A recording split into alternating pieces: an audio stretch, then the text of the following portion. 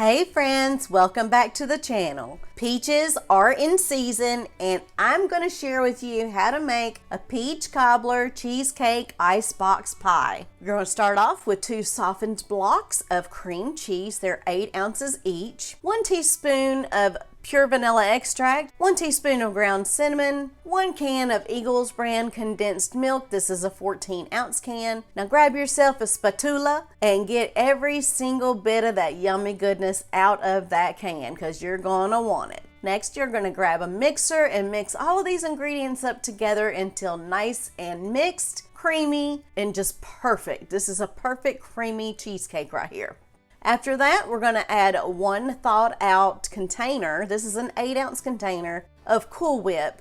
Add that whole thing to your cheesecake filling and then fold that in until everything is well incorporated and combined.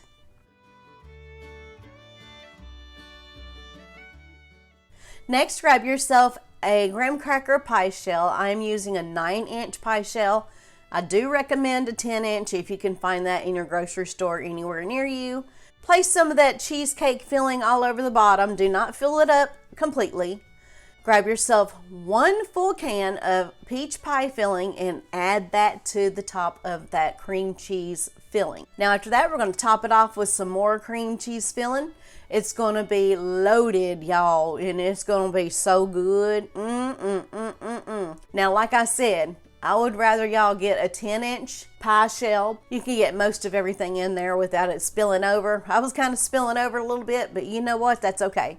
Spread that around until it's nice and even. Next, we're going to add our pie to our freezer overnight. For your event or before your guests come over, take out your pie and put it in the refrigerator. Let it be thawing out beforehand, or you can just eat it frozen. I hope you all enjoyed this episode. Until next time, bye-bye now.